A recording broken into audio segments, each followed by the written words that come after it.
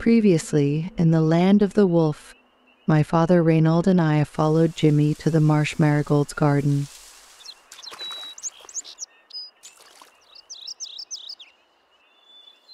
Meanwhile, Monique had to make her way among the bears to get to the bay of our beaver neighbors. May ended with a cold snap.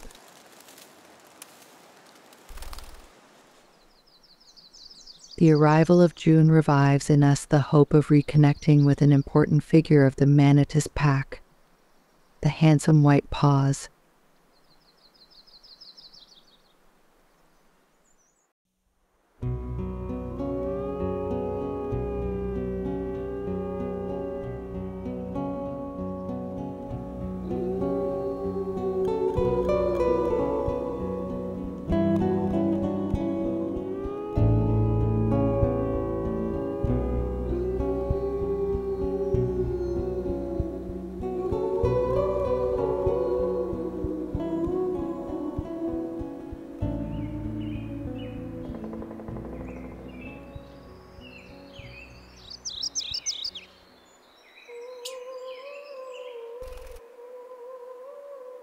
On the day following the spring storm, a black bear and her cubs from last year have ventured on the edge of Chubbys Bay.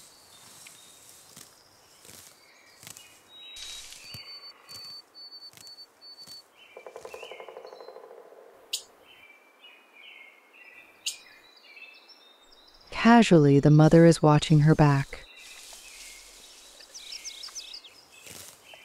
She knows that a hungry congener could attack her young.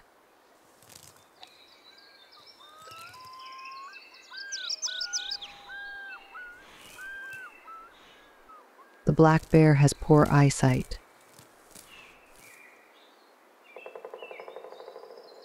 On the other hand, its hearing and sense of smell are very developed.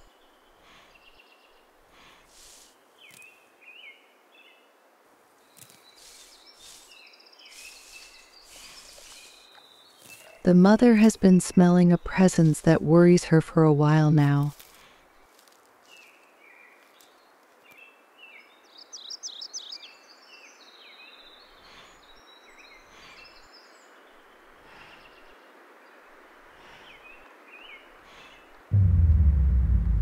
A big male.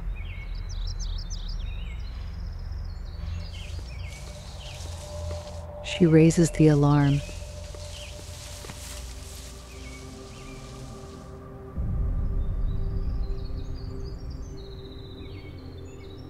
June was the month of the bears. We saw them everywhere. These animals lose a lot of weight during the winter as they sleep in a shelter and their metabolism slows down. The grass they gorge on in the spring and early summer fills them up, but it has very little nutritional value. So, while waiting for the sweet, wild berries of July that will allow them to gain weight, the bears are busy day and night looking for something to eat. June is also the beginning of their mating season. The males roam their territory in search of females, which increases the opportunities to observe them. We knew of a giant male nicknamed Victor. I don't know how much he weighed, but he is possibly the most impressive black bear we have seen in the land of the wolf. He commanded respect. We had to make way for Victor whether we were a wolf or a human. That spring we were filming him when suddenly, White-Paws.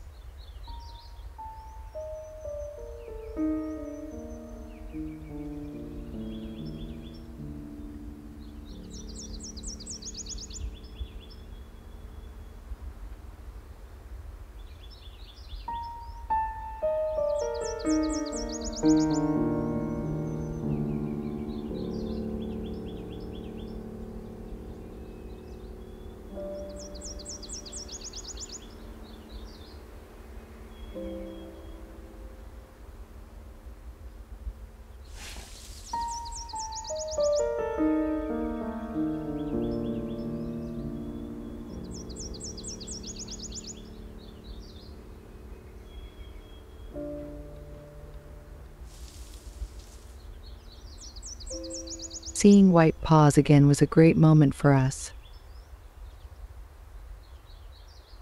We were hoping to be able to document her evolution within the Manitous Pack, as she was the only female who agreed to show herself.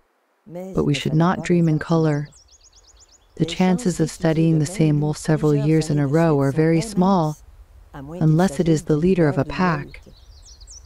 Young adults like White-Paws often leave the family territory to establish their own pack, not to mention the mortality rate due to natural causes.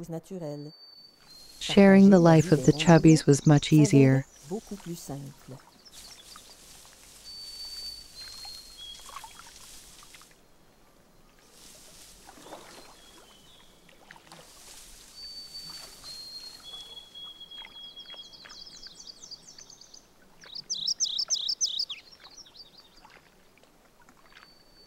This big beaver is probably the Chubbys' patriarch. I cannot be sure, because there are no external sexual characteristics in this rodent, apart from the teats of the lactating female.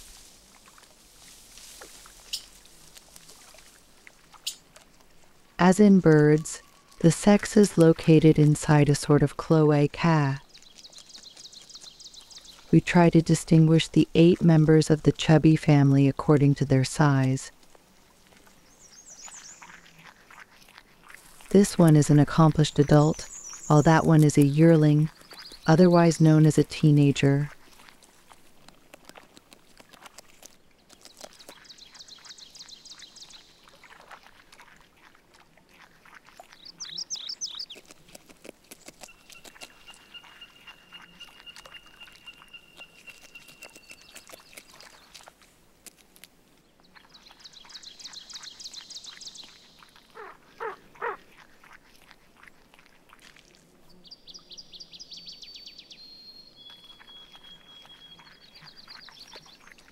Like all teenagers, this young beaver must learn good manners and respect for its elders.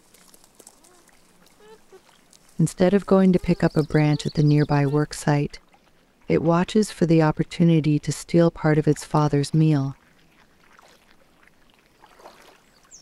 It is not out of laziness, because no beaver is lazy. It is more about challenging parental authority to see how far it can push the limits as a chubby junior.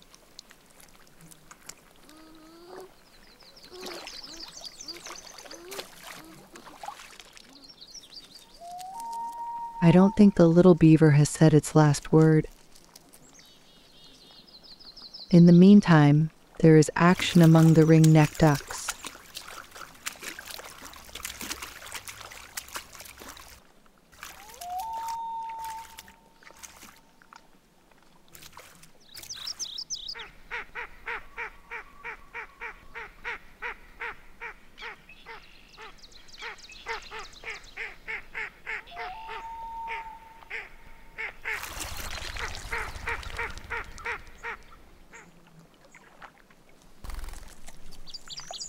The Chubbys' patriarch constantly watches the surroundings.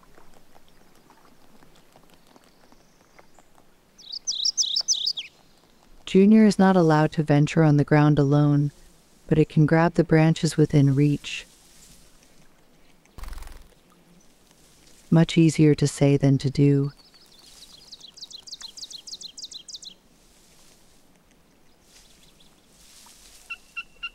This Wilson's snipe chose the wrong time to sleep.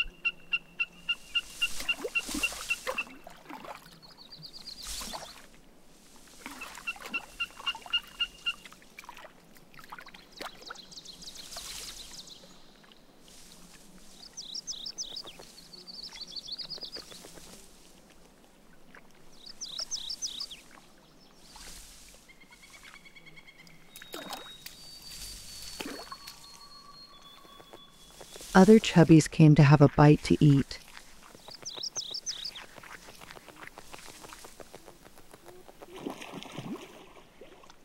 An older brother puts Junior in its place.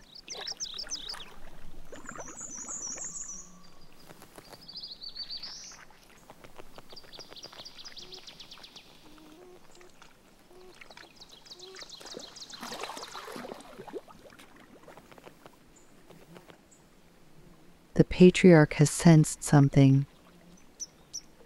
Junior also. That is enough for all the Chubbys to freak out.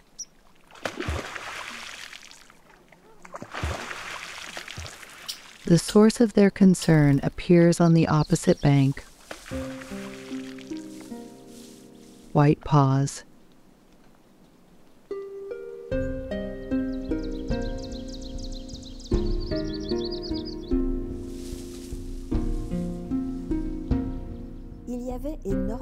There were a lot of wildlife around our base camp in the spring.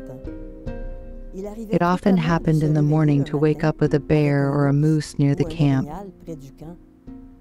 June was always a very busy period for us, because in addition to monitor large mammals, we like to study the birds and, as much as possible, document the different steps of their nesting.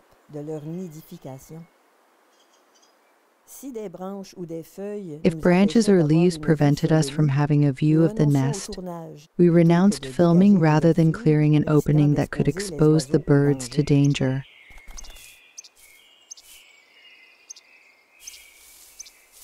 The least flycatchers, the yellow-bellied sapsuckers, and the red-breasted nuthatches had all chosen to nest where we could film without disturbing them. And all those nests were in the vicinity of Como and Jimmy's resting place.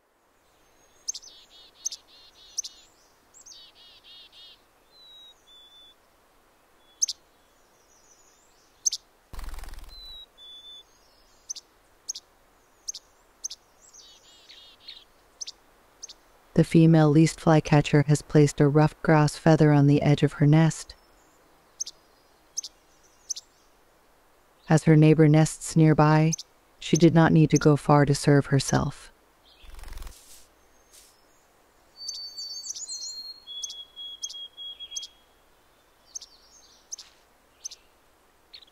The nest being finished, the laying can begin.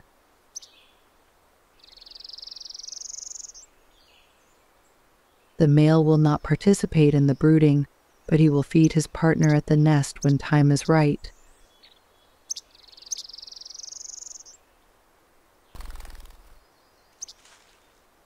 For her part, the ruffed grouse takes on all the tasks. Her nest is hidden behind this big rock.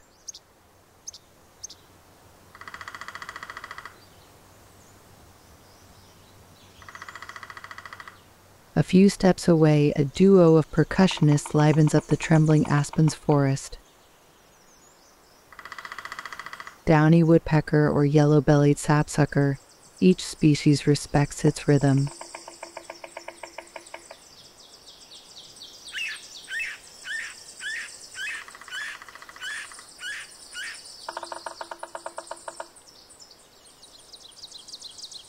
Right now, it is the male sapsucker that works at the cavity, while the female stands guard at the drumming trunk.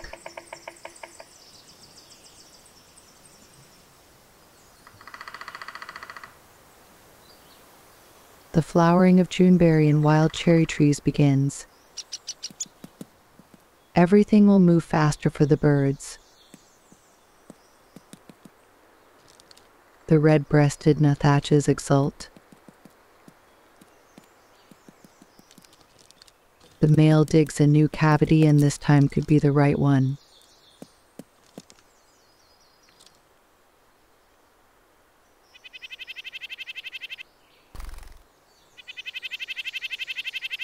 Indeed, the interest shown by the female nuthatch is a good sign.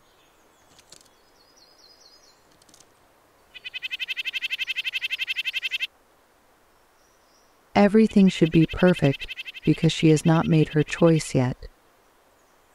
This big insect comes at a very bad time.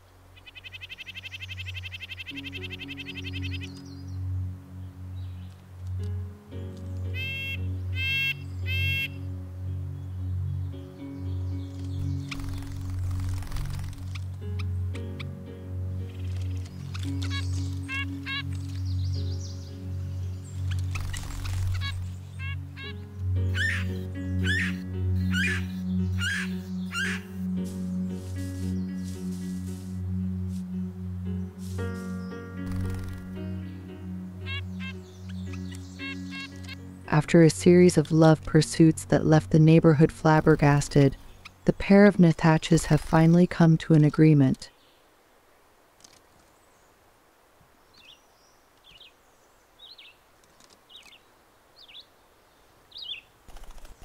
Other birds in the area are used to see wolves roaming around. This is the case of the red-eyed vireo.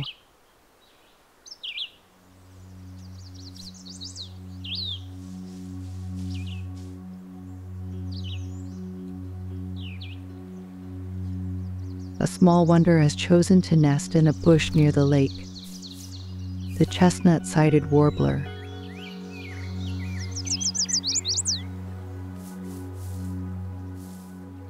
Like the neighboring flycatchers, only the female builds the nest.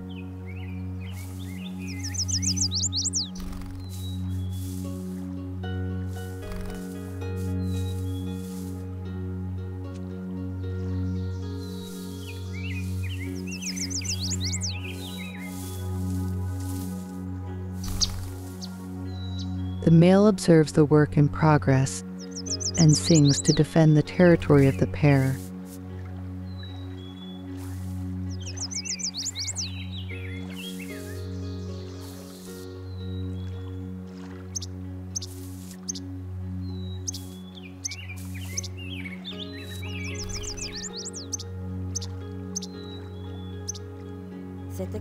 It is extraordinary to see all these species coexist in such a small area. Large animals similarly coexist over even larger territories, making it more difficult to get an overview. Nevertheless, we were able to observe that the presence of wolves guarantees populations of beavers and moose in perfect balance with their environment.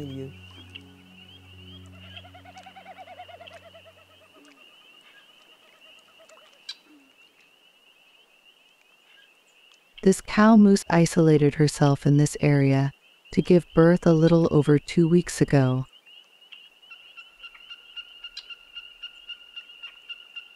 Births of twins are common in the land of the wolf. This little, nameless lake is a real nursery.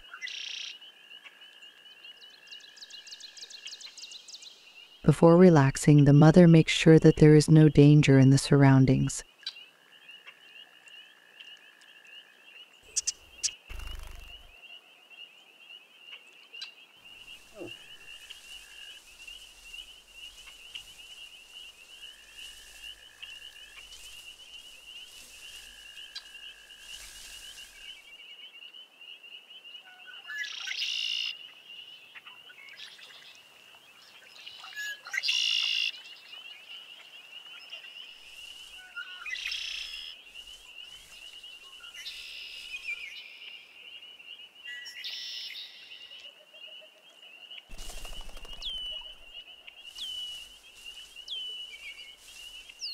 This is the first time I observe moose among marsh marigolds.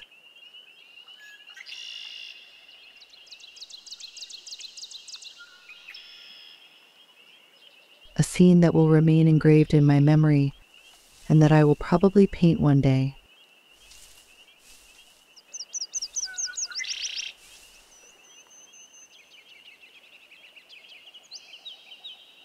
The mother remains vigilant. Predation on moose calves is high at this time of the year. The appearance of a wolf on the opposite bank prompts her to flee with her twins.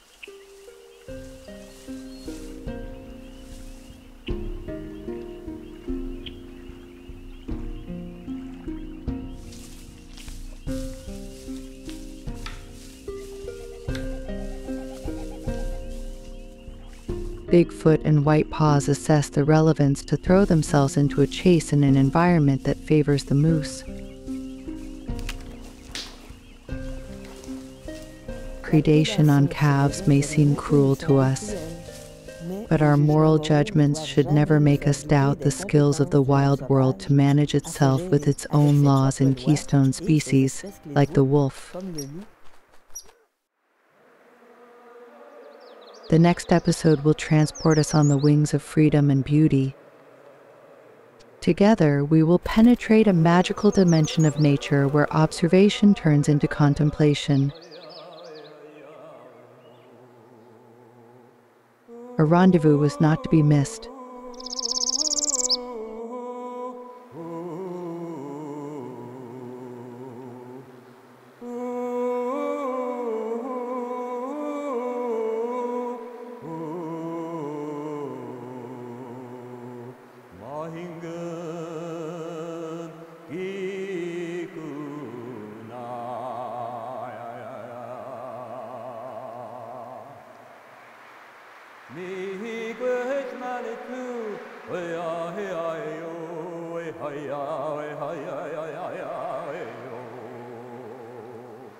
Then again, my